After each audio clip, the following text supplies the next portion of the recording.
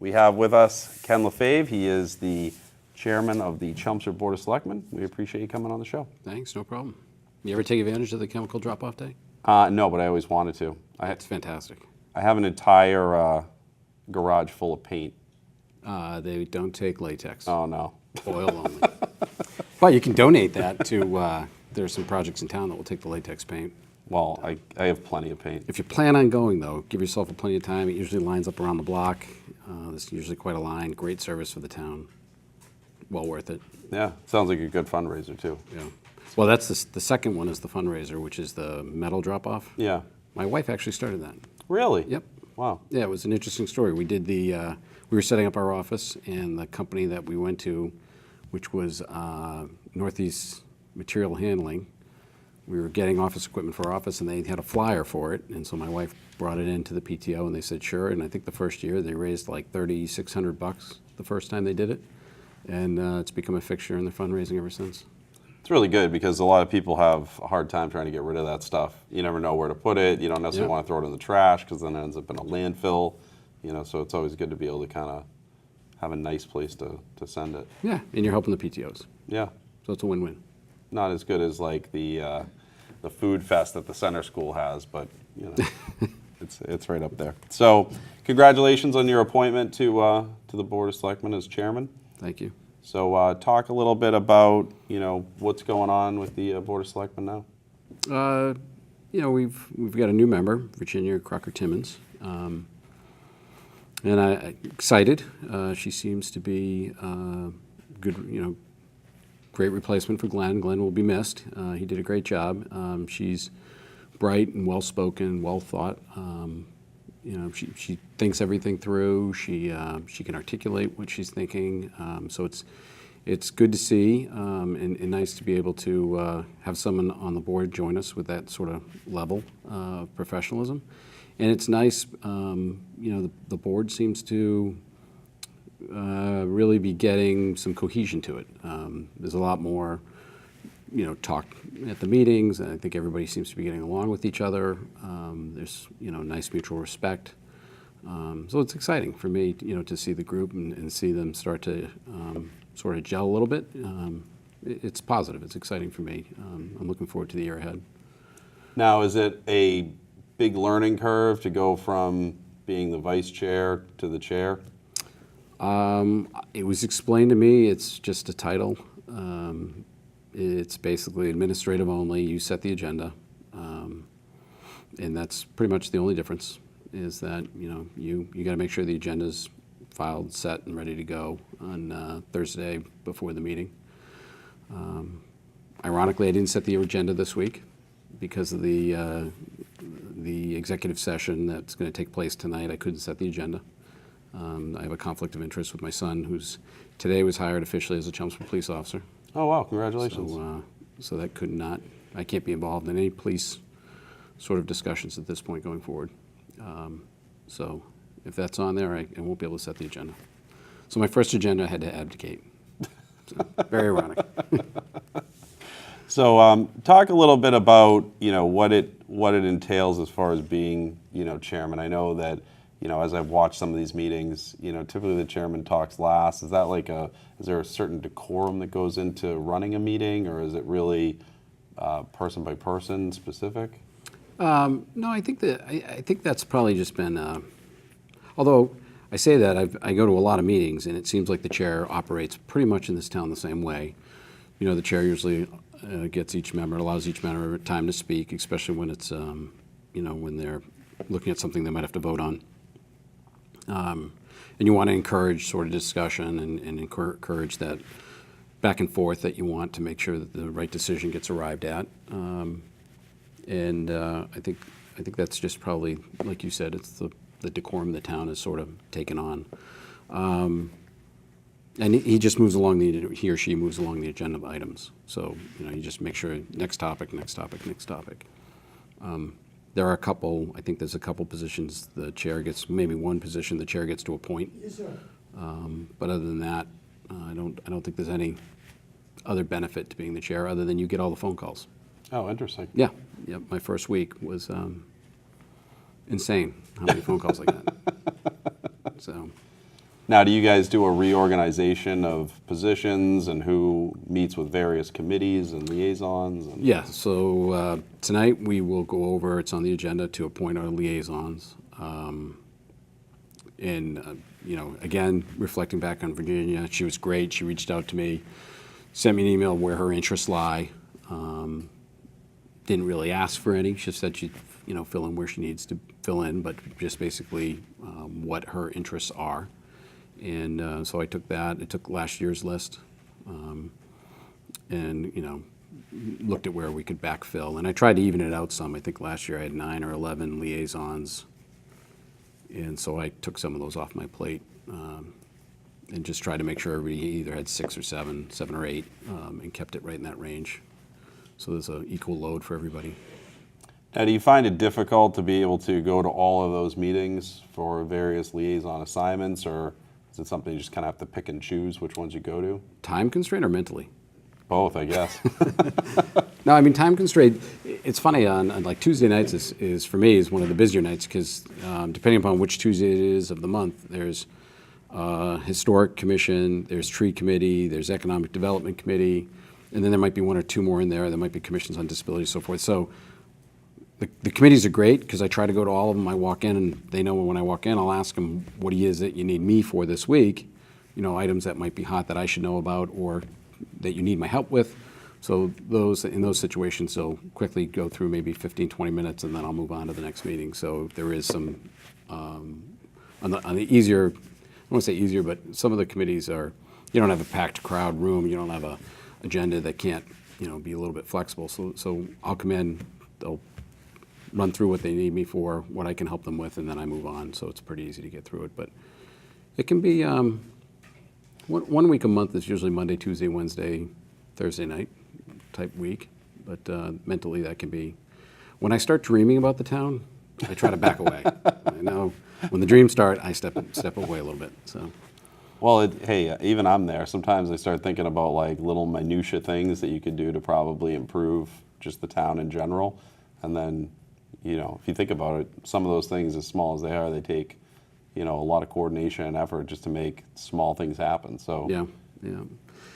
We had a meeting 2 meetings ago. We were talking about what it costs to pave 1 mile of 1-lane road in this town. And, when I'm lying in bed at night trying to go to sleep and I'm calculating out what it would take to pave the whole town, all the streets, and $18 million. And I'm like, how can we come up with 18? That's too much. That's when you got to step back and say, okay, it's time to take a breather from all the meetings. Well, one of the things that I'm excited about is I was recently appointed to the Master Plan Committee, and I'm excited I was about there for that. Yeah, thanks. But I'm excited about that because I think it's a good opportunity to look at the town and try to make improvements throughout, things that have plagued the town forever. One of the things I think about, though, is my father, many, many years ago, wanted to depress the utilities in Chelmsford Center, and just how difficult that was to accomplish. And while it's done today, it was not an overnight, it's not like you just say one night, hey, I want to depress you. I mean, you really have to come up with a game plan, Right. And then you got to follow through with something like that. And that takes just a Herculean effort on a number of people's efforts. Well, your dad will be happy to know that the second section, I think, or the next section was just funded. So now they're looking at putting the next section of wires under town. So maybe when you say a prayer to him tonight, you can mention it to him and let him know that is going to continue on. And as we get funding, we'll keep burying sections of utilities. I think all utilities should be buried. Well, it makes sense. You write a check. Oh, yeah, I'm sure if I wrote the utilities a company check, they would do it for me. So at this point, you've started off kind of a fresh year, right? Mm-hmm. Is this where you start to set new goals and agendas? And yeah, we'll be doing that shortly. We'll be sitting down. I think we'll probably do it after town meeting, where we talk about what Paul's goals and agendas. Well, not just Paul, but for the Board of Selectmen for the next 12 months. Now, do you have people call you and you feel a little bit handcuffed because, the board's more of a policy-setting board and it's really more of a professional-run town versus, a government that's really directed by the Board of Selectmen?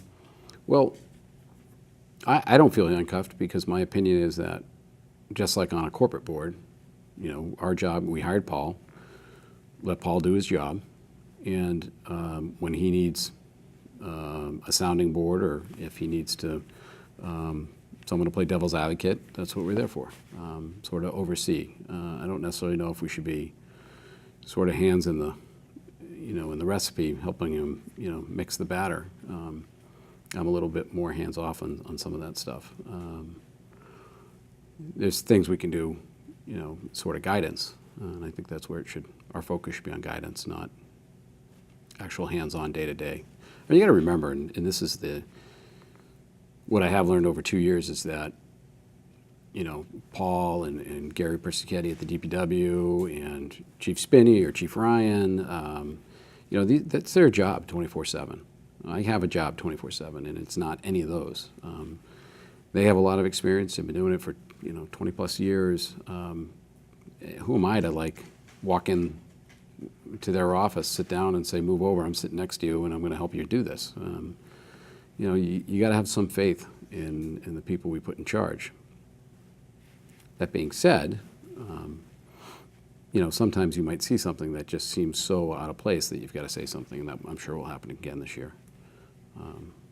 Well, you just never know what the next hot button issue is going to be, right? I mean, one day it could be roads, next day it could be chickens. Flags. Who knows? Yeah. You just got to mentally prepare yourself for that time period. Watch right? the landmines. So town meeting's going to be coming up.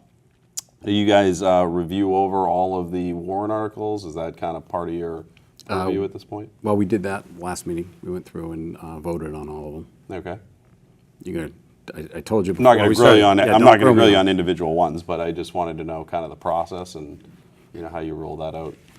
Well, they get filed, and there's a time frame that they have to go on the list, and that part of that is a vetting process, and it depends who sponsored the warrant article.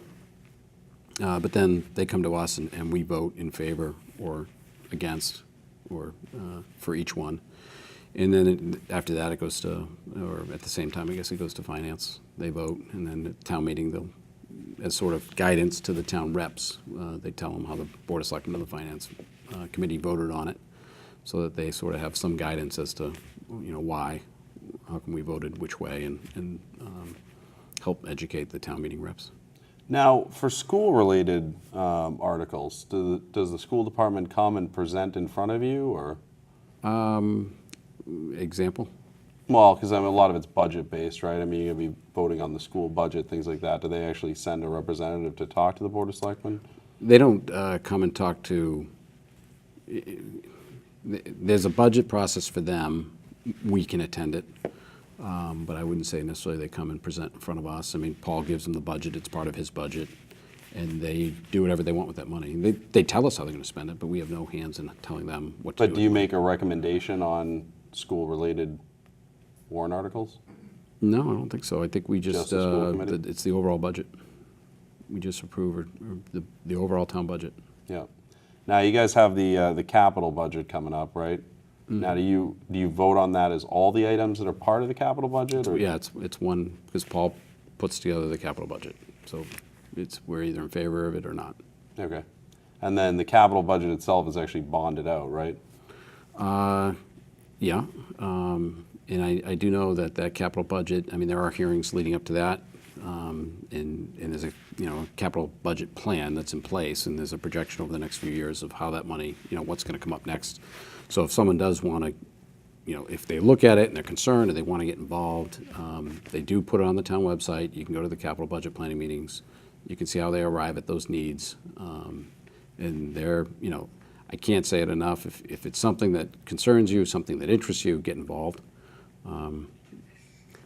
And because inevitably what happens is in the 12th hour someone shows up and says, I just heard about it, and why are you doing it this way? But there's usually a pretty well thought out process behind what they're doing. And again, just can't say it enough, get involved. So. Now, this has been an interesting year because you guys did a tax split. Mm-hmm. Have you heard from businesses, residents, people since that split has taken place? Yeah. Well, it's interesting because I was looking at a building today. Yep. It's over on 15 Fletcher Street. It's listed on the market at $550,000, but it's tax assessed for $893,000. So I'm curious to see how that changes the landscape of things. Well, that's already happened. I mean, out on 129, I think there was a building that was, I forget the exact numbers, but it was something like it was assessed at 19, sold for 14 million. I mean, the town just took a cut on $5 million of property value there. And it is, when it sells, that becomes its new tax base. It's not, you can't go back and say, well, it's still worth 19. If two people that aren't related buy, settle on a value and purchase it, that's the value. So, the town loses $5 million of taxable commercial base there. Now, to answer your first question, yeah, I've had a lot of feedback. I haven't had any residents come up and say, oh my God, this was fantastic, thank you. I've had some people say, well, my bill went down a little bit. I've had some people say my bill went up a little bit, because I don't think they're aware of what it would have gone up without the split. And it's almost impossible to undo the split, because what you in essence have to do, if taxes go up 500 this year, they're going to go up 500 next year on average per bill. Well, if we undo it now, they didn't get it this year, so next year they'll get 1,000. And if you get 1,000 on 7,000, that's like a 16% increase. That's not going to fly, So there's really not a way to overnight undo it. So now it's, what do you do with the split? I've gotten a lot of calls and a lot of feedback, and we get CC'd on a lot of letters and email from business owners who are saying, they'll write a letter to, it's a business owner who, let's say, has donated. My wife, for instance, is in charge. She's the president of the PTO at the high school. And so her job is to put on the after prom breakfast. And so the after prom breakfast is at the senior center, the kids after the prom, so that they're not out, going to parties and driving around town. They have a sort of a big party at the senior center, but once you go in, you can't leave. If you leave, you can't come back. And every so often they do these big raffles. And one year, I think when your mom was involved, they gave a car away. I think there's large screen TVs. It starts off small, and as the night goes on, the prizes get bigger. Well, she's gotten letters back from business owners who have given for 15 years saying, I'm not giving this year, I can't afford it. So there's been and when a business owner sends that letter, inevitably we get CC'd on it. So I've seen a lot of those letters coming in from businesses saying, I appreciate what you do, appreciate the cause, but I can't afford to donate this year. We're still waiting to see. Because it was a triple whammy it was a double whammy for every business in town, because they had the tax and then they had the stormwater charge. And for people that don't realize it, like my residents, the stormwater charge, I think was $60 or whatever. I saw it. I was a little annoyed by it, but if you talk to some of these businesses, those stormwater charges could be $10,000, $20,000, because they're paying based on the square footage of parking lots and roofs, which is, the permeable surfaces that are impermeable surfaces that are in town. So they got that charge, plus they got the split tax rate. If they're a restaurant, they got the minimum wage on the wait staff charge this year, plus the stormwater, plus the tax split. So I think I go out to eat a lot. Most people in town know I go out to eat a lot. And I go to Chelmsford businesses when I go out to eat, and talking to a lot of the owners. Now I'll give you an example. The establishment up in North Chelmsford, I think he's looking at $2,200 more a month in overhead between those three bills. So it's a lot of pizzas you got to sell. So that's, I've heard from a lot of businesses about that, to answer that question.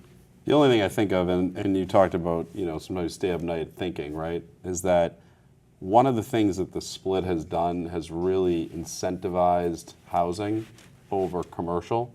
So, a piece of land that may have been an industrial building of some sort is now more preferential to go high-density housing, because A, the taxes will be less on it, and B, they'll make more money on it, right? So right. They're less likely now to Let's tweak the formula. And then when I talk to people, when those high density housing projects come through, the first thing that they start complaining about is the cost and the impact they're going to be on the school systems, and all the infrastructure that's going to be needed as a result. And I think to myself, wow, like they would have had a commercial building that wouldn't have had. Now, I'm not saying that businesses don't use the schools; they do indirectly use them, but they don't have the same level of impact on them the way that a housing project would. So I think that's one of those like Pandora box kind of issues that I see popping up Yeah. now as a result. Yeah. So, Well, the other thing too was when they discussed splitting the tax rate last year, one of the goals in splitting the rate was to put something in place where they could track all of the different fallout for splitting the tax rate. So they could look at, what happens to the commercial values in town. Do they depreciate or do they appreciate? What happens to the residential values? And again, this was sort of my argument when we were going through the process. If you look at the towns that do have split rates, the wider the split, the longer they're in place, the lower the commercial value. So if you look at, places like Springfield or Lawrence or Everett or Lowell, I mean, you can go right through the state and you can see what happened. But then you look at someone like Natick, which is probably the closest town, in my opinion, to what Chelmsford is as far as population size, commercial, so forth. When you look at all that, they don't have a split tax rate. And I know residents there, I know people involved in the town there, and they're okay with that. I mean, they have the same debate we had every year. Do we split it, do we not? But they also, I think, have a good understanding of what that would do to all those great commercial buildings you see in Natick. They have an incredible retail. And they have, two major highways going through their town, just like we do. They have the Mass Pike and Route 9. They're located a little bit closer to Boston. But there's a lot of similarities there, and so I kind of scratch my head and say, why is it they're experiencing what they're experiencing, we're not experiencing what they're experiencing? that's a good point. Which leads us to the Warren article on drive-throughs, but we can talk about that another night. Well, we appreciate you coming on the show. We know you have to get to your Board of Selectmen meeting. The beech tree, don't forget, Saturday. I think Phil Stanway and Jim Martin for the tree, Phil Stanway from Open Space and Jim Martin from Tree Committee have done a great job. Those true trees are a blessing to the town, and it's going to be great to see them get planted and find their new homes. The second one is going at Sunny Acres, so it'll be good to see those planted, growing, protected. They're going to build some nice fencing around them to make sure the rabbits and the deer don't get to them. But it'll be interesting to see how that goes. Cool. Well, we look forward to it, and we thank you for coming on. Hey, thanks for having me. Thanks, Joe.